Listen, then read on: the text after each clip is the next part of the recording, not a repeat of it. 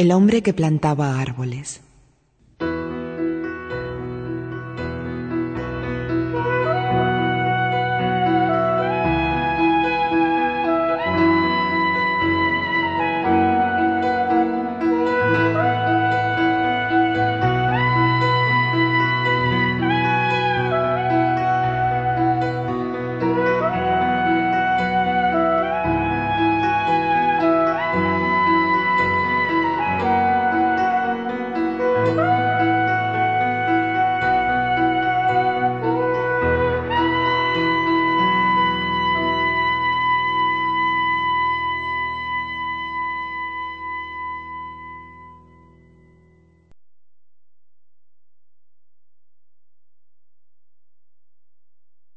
Para que el carácter de una persona nos revele cualidades verdaderamente excepcionales, necesitaremos la buena suerte de poder observar sus hechos durante muchos años. Si sus hechos carecen de egoísmo, si están orientados por una idea de generosidad sin par, si resulta indudable que no han buscado ninguna recompensa y si por añadidura han dejado en el mundo señales patentes, nos encontraremos sin temor a equivocarnos ante una personalidad inolvidable.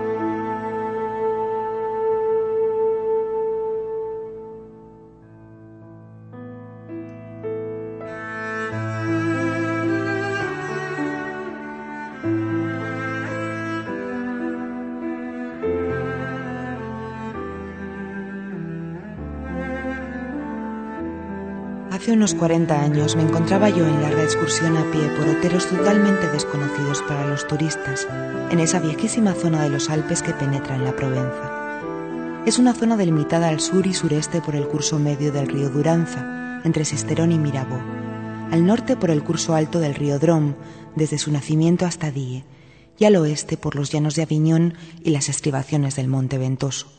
Abarca todo el norte del departamento de Bajos Alpes, el sur del Drôme y un pequeño enclave de Vaclusa. Empecé mi largo paseo por aquellos páramos secos y monótonos situados a 1200 o 1300 metros de altitud, donde solo crecía el espliego. Estaba atravesando esa comarca por su mayor longitud y encontrándome, después de 3 días de marcha, en un paraje de desolación sin igual, acampé junto al esqueleto de un caserío abandonado.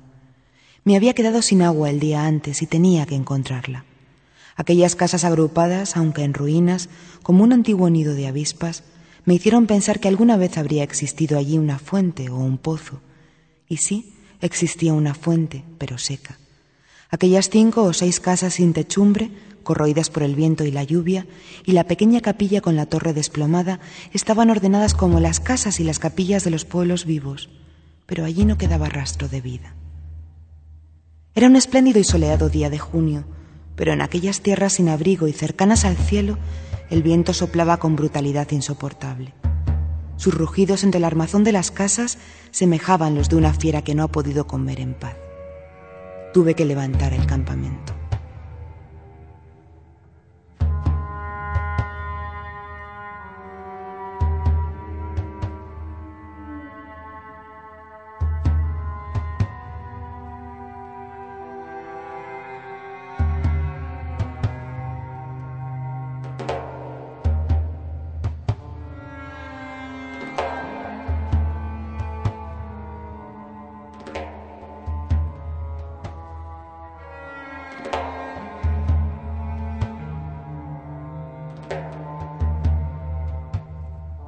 Después de 5 horas de marcha, seguía sin haber encontrado agua, ni había nada que me diese la esperanza de encontrarla. Por todas partes la misma sequedad, las mismas hierbas leñosas.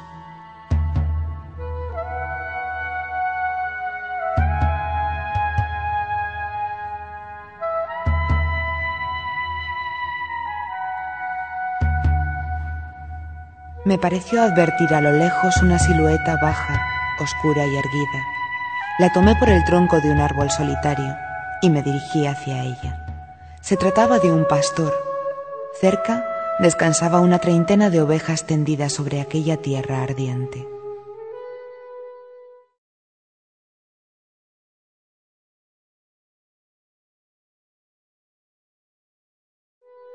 Me dio de beber de su cantimplora y poco después me llevó a su aprisco, en una ondulación de la planicie. Sacaba el agua, que era excelente, de un hoyo natural muy profundo, encima del cual había instalado un torno rudimentario.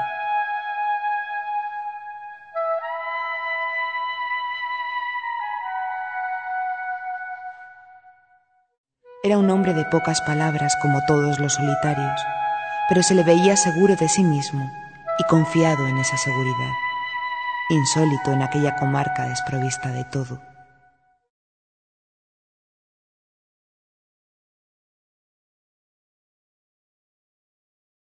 No vivía en una cabaña, sino en una verdadera casa de piedra, y se notaba que él había reparado personalmente la ruina que encontró al llegar. Tenía el techo firme y bien cubierto.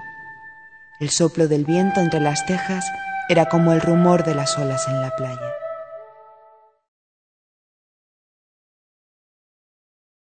La casa se encontraba ordenada, la vajilla limpia, el suelo barrido, su fusil engrasado y hervía sopa a la lumbre. Noté entonces que además estaba recién afeitado, que tenía todos los botones bien cosidos y que su ropa se hallaba repasada con el esmero que hace invisible los zurcidos.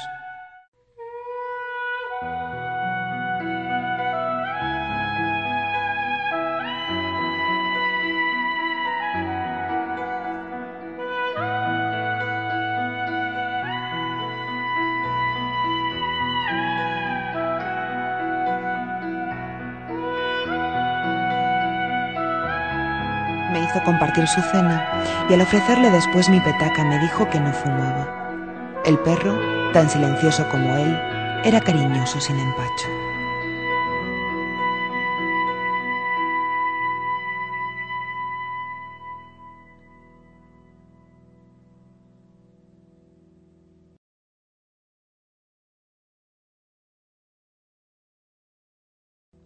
Según pareció natural desde el principio, yo pernoctaría allí, puesto que el pueblo más cercano estaba más de jornada y media de marcha, y además conocía perfectamente cómo eran los pocos pueblos de aquella zona. Hay 4 o 5 de ellos, muy dispersos en las faldas de aquellos montes, en los chaparrales situados al final de los caminos carreteros. Están habitados por leñadores que hacen carbón de madera. Son sitios donde se vive mal. Las familias, sometidas a aquel clima de excesiva rudeza en invierno y en verano, exageran el egoísmo entre sus 4 paredes, donde se cuecen constantemente fantasías ilusas para escapar del lugar.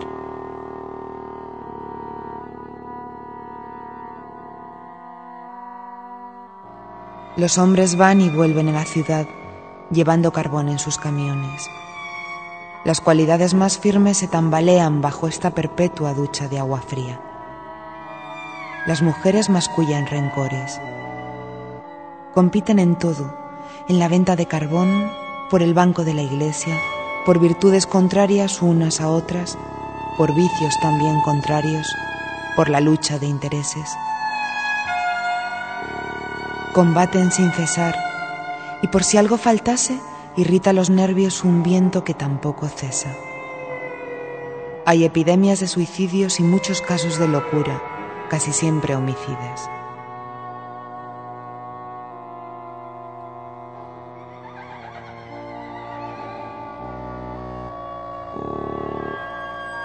El pastor que no fumaba fue a buscar un saquito y echó sobre la mesa un montón de bellotas.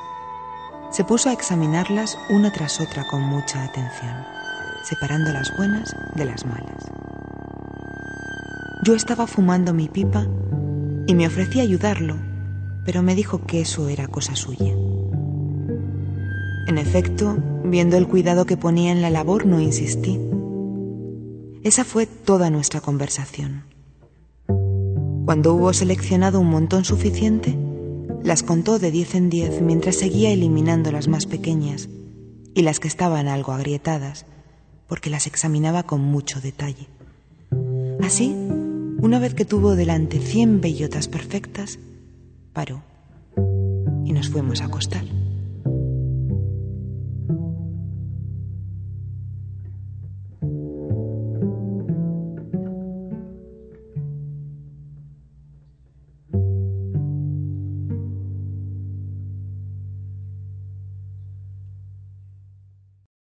Daba paz la compañía de este hombre.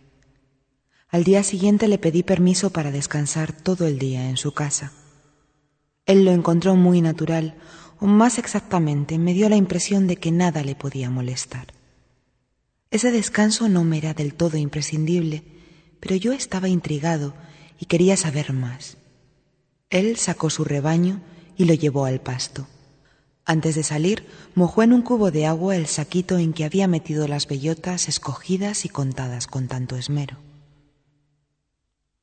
Observé que a modo de bastón llevaba una vara de hierro, gruesa como el pulgar y poco más o menos de 1,5 metros de larga.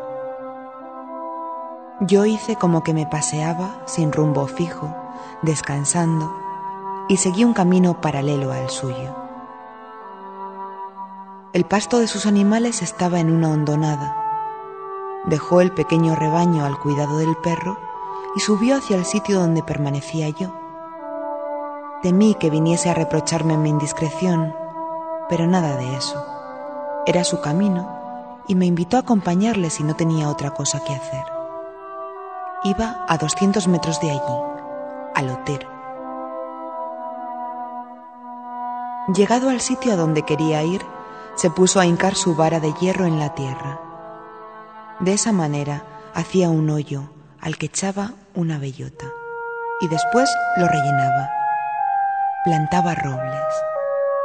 Yo le pregunté si la tierra era suya. Me contestó que no. ¿Sabía a quién pertenecía? No lo sabía. Creía que era tierra comunal o quizá propiedad de personas que no se preocupaban de ella. Él no se preocupaba de saber quiénes eran los dueños. De modo que plantó sus 100 bellotas con sumo cuidado.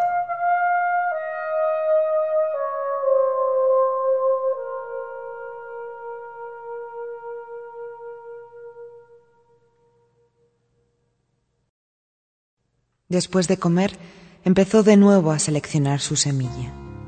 Creo que insistí bastante en mis preguntas porque contestó. Hacía ya 3 años que plantaba árboles en aquella soledad. Había plantado 100.000. De los 100.000 habían brotado 20.000. De estos 20.000 contaba también con perder la mitad por causa de los roedores o de todo lo que es imposible prever en los designios de la providencia. Y quedaban 10.000 robles que iban a crecer en estos parajes donde antes no había nada.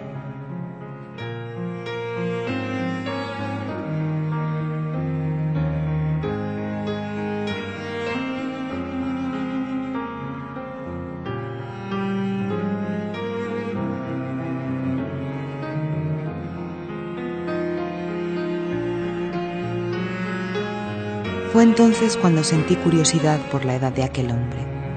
Se notaba que tenía más de 50 años. 55, me dijo. Se llamaba Elsiag Bouffier. Había tenido una finca en los llanos donde hizo su vida. Allí perdió a su hijo único y después a su mujer. Y se retiró a la soledad. Le gustaba vivir en calma con sus ovejas y su perro. Opinó que esa comarca moría por falta de árboles y añadió que al no tener ocupaciones muy importantes había resuelto poner remedio a ese estado de cosas. Como en aquel momento, a pesar de mi juventud, yo mismo llevaba una vida solitaria, sabía abordar con delicadeza las almas solitarias. Sin embargo, cometía una falta.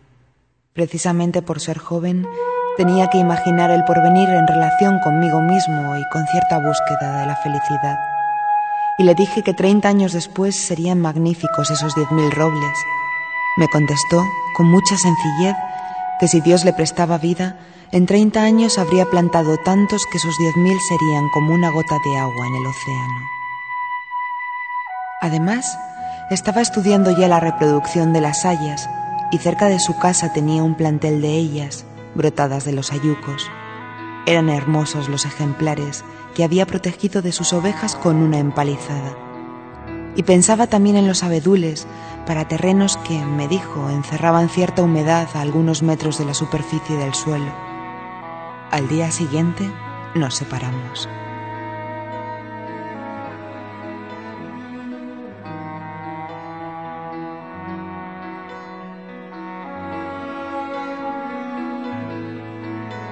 Un año después empezó la guerra del 14 y permanecí alistado durante 5. Un soldado de infantería no puede pensar en los árboles y, a decir verdad, la cosa tampoco me había dejado huella. Lo consideré como una manía, como una colección de sellos, y lo olvidé. Terminada la guerra, me vi dueño de una minúscula prima de desmovilización y con muchas ganas de respirar un poco de aire puro. Sin más idea que esta, volví a tomar el camino de aquellas comarcas desiertas. No había cambiado el paisaje, pero allende el caserío muerto, advertí a lo lejos una especie de niebla gris que cubría los oteros como una alfombra. Desde el día anterior había vuelto a pensar en aquel pastor que plantaba árboles. Verdaderamente, me dije, 10.000 robles ocupan mucho sitio.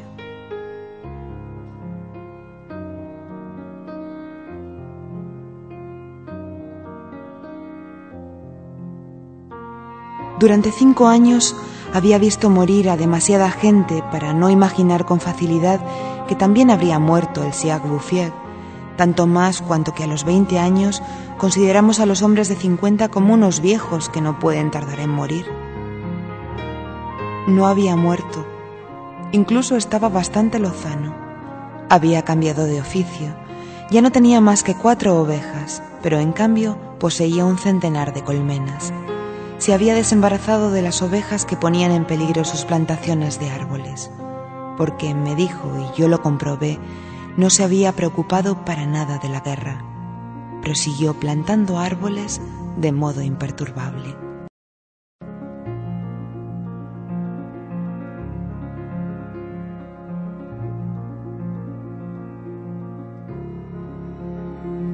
Los robles de 1910 tenían ya 10 años y eran más altos que él y que yo. El espectáculo resultaba impresionante. Yo me quedé literalmente sin palabras y, como él no hablaba, pasamos todo el día en silencio paseándonos por su bosque. En su mayor longitud tenía unos 11 kilómetros. Y recordando que todo se debía a las manos y al alma de aquel hombre, sin medios técnicos, comprendía que los hombres podrían ser tan eficaces como Dios en otras cosas que no fueran destruir. Había sido fiel a su idea, como demostraban las hayas que me llegaban a los hombros y que se perdían de vista. Los robles eran robustos y habían pasado la edad en que están a merced de los roedores. En cuanto a los designios de la providencia, serían precisos devastadores ciclones para destruir la obra creada. Me mostró admirables bosquecillos de abedules que databan de 5 años, o sea, de 1915, de cuando yo combatía en Verdún. Los había plantado en todos los terrenos donde sospechaba con buen motivo que existía humedad casi a flor de tierra. Eran tiernos como adolescentes y muy firmes. Por lo demás, esa creación parecía operarse en cadena. Él no le prestaba atención, proseguía tenazmente su sencilla tarea.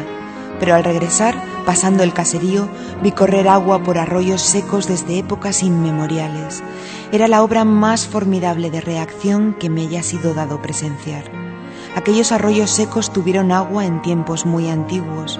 Algunas de esas tristes aldeas de las que he hablado al comienzo de mi relato se construyeron en los emplazamientos de antiguas poblaciones galorromanas, de las que todavía quedan vestigios y que han excavado los arqueólogos encontrando anzuelos en lugares donde en el siglo XX habría que recurrir a cisternas para conseguir un poco de agua.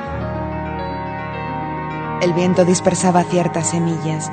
A la vez que reaparecía el agua, resurgían sauces, mimbres, prados, jardines, flores y una razón de vivir. Pero esta transformación se producía tan despacio que entraba en la costumbre sin provocar extrañeza. Los cazadores que subían a las oledumbres persiguiendo liebres y jabalíes sí advirtieron aquella proliferación de arbolillos, pero lo atribuyeron a las malicias naturales de la tierra. Por eso no se había entrometido nadie en la obra de este hombre. Si hubiesen sospechado de él, le habrían molestado, pero el pastor se encontraba por encima de toda sospecha.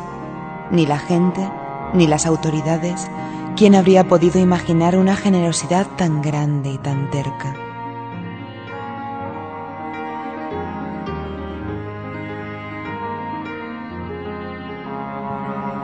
Desde 1920 nunca dejé que pasase más de un año sin visitar a El Siac Bouffier.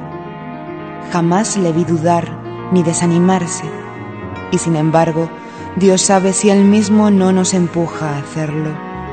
Yo no he llevado la contabilidad de sus decepciones, pero imaginaréis muy bien que para haber logrado un éxito semejante tuvo que vencer a la adversidad, que para asegurar la victoria de tal pasión precisó luchar con la desesperanza. Una vez, durante un año, plantó más de 10.000 arces. Todos murieron. Al año siguiente abandonó los arces para continuar con las hayas y salieron mejor aún que los robles. Para tener una idea algo precisa de este carácter excepcional, no debe olvidarse que se manifestaba en una soledad completa, tanto que al final de su vida había perdido la costumbre de hablar. ¿O es que a lo mejor no la necesitaba?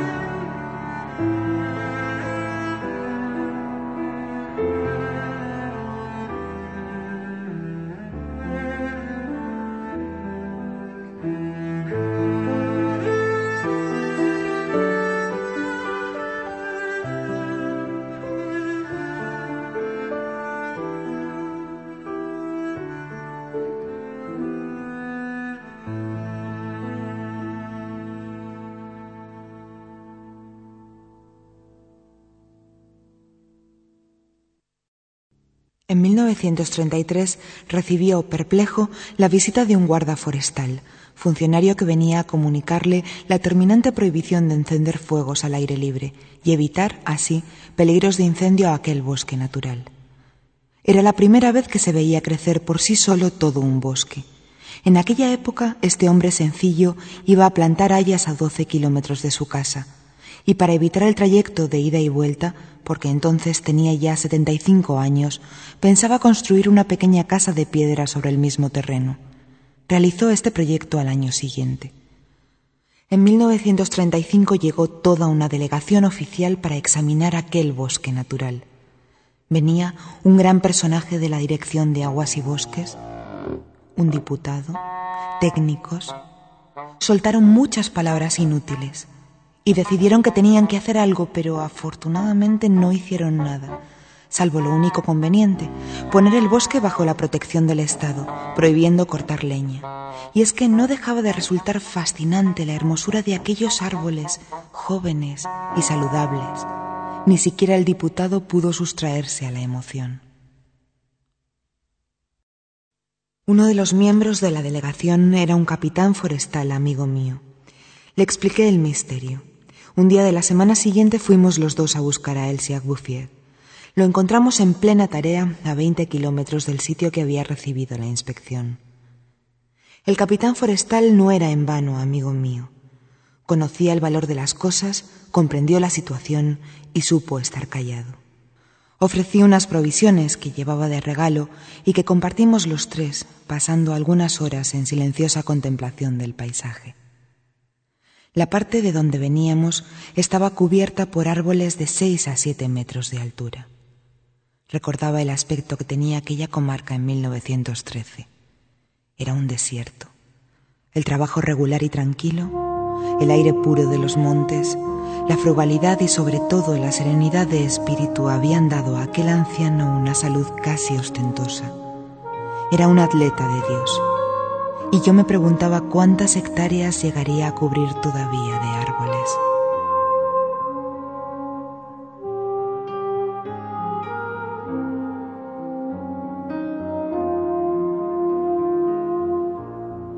Antes de partir, mi amigo hizo simplemente una breve sugerencia sobre ciertas especies que podrían ser adecuadas para aquel terreno, pero no insistió, por la sencilla razón, me dijo después, de que ese buen hombre sabe más que yo. Al cabo de una hora de marcha, esta idea había profundizado en él y añadió: sabe mucho más que cualquiera. Ha encontrado un medio magnífico de ser feliz. Gracias a este capitán forestal, no solo quedó protegido el bosque, sino también la felicidad del buen hombre. Hizo que se destinasen 3 guardas forestales a dicha protección y los atemorizó de tal manera que permanecieron insensibles a todas las copas de vino que pudieran ofrecerles los leñadores. La obra no corrió un peligro grave hasta la guerra de 1939. Entonces, los automóviles funcionaban con gasógeno y nunca había madera suficiente. Comenzaron a cortar los robles de 1910, pero estaban en lugares tan lejanos a todos los caminos que la empresa resultó muy mala desde el punto de vista económico y se abandonó. El pastor no había visto nada. Se encontraba a 30 kilómetros de allí, prosiguiendo tranquilamente su tarea y sin enterarse de la guerra del 39, como tampoco se había enterado de la guerra del 14. La última vez que vi a Elsie Bouffier fue en junio de 1945. Tenía entonces 87 años. Así pues volví a tomar el camino del desierto, pero entonces, a pesar de lo estropeada que la guerra había dejado la comarca, existía un autobús que cubría el servicio entre el valle del Duranza y la montaña. Atribuí a ese transporte, relativamente rápido, el no reconocer los lugares de mis primeras excursiones. Me parecía también que el recorrido me llevaba por sitios nuevos, y tuve que ver el rótulo de una aldea para comprender que me encontraba verdaderamente en aquella zona, antes en ruinas y desolada. El autobús me dejó en Vergons. En 1913, esa pequeña aldea de 10 a 12 casas tenía 3 habitantes. Eran huraños, se detestaban y vivían de la caza con cepo. Poco más o menos en el estado físico y moral de los hombres prehistóricos. Las ortigas devoraban las casas abandonadas. Su situación era desesperada. No tenían otra cosa sino esperar la muerte, condición que no dispone precisamente a la virtud. Ahora todo había cambiado, hasta el aire. En vez de las borrascas rudas y secas que antes me acogían, soplaba una brisa suave llena de perfumes. De los montes llegaba un rumor parecido al del agua. Era el del viento en los bosques. Por último, y más sorprendente aún, oí verdadero ruido de agua en un pilón. Vi que habían hecho una fuente, que el agua fluía abundante, y lo que más me impresionó, habían plantado cerca un tilo que podía tener ya 4 años, y era grueso, símbolo innegable de resurrección. Además, Vergons mostraba señales de un trabajo que, para emprenderlo, exige esperanza, o sea que había vuelto la esperanza. Escombraron las ruinas, derribaron los lienzos de paredes dañados y reconstruyeron 5 casas. La aldea contaba ya 28 habitantes, con 4 parejas jóvenes. Las casas nuevas, recién enfoscadas, estaban rodeadas de huertos donde mezcladas pero alineadas crecían flores y hortalizas, coles y rosales, puerros y bocas de dragón, apios y anémonas. Era ya un sitio donde daba gusto vivir.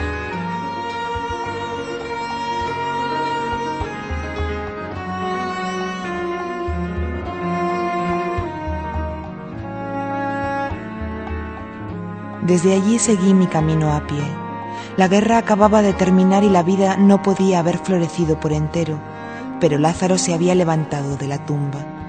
En las bajas faldas de la montaña veía nacer pequeños campos de cebada y de centeno.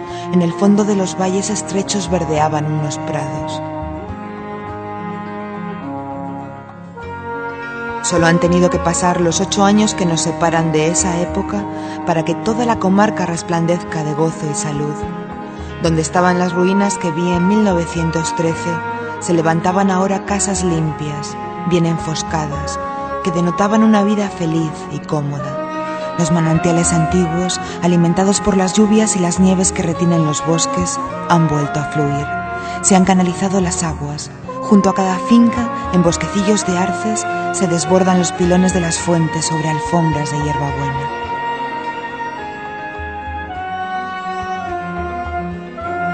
Las aldeas se han reconstruido poco a poco. Se ha establecido en la comarca una población llegada de los llanos, donde la tierra se vende cara, aportando juventud, animación y espíritu de iniciativa. Se ven por el camino personas bien alimentadas, chicos que saben reír y han vuelto a tomar afición a las fiestas campestres. Contando la población antigua, irreconocible desde que lleva una vida agradable, y los recién llegados, más de 10.000 personas deben su dicha a El Siag Bufiag.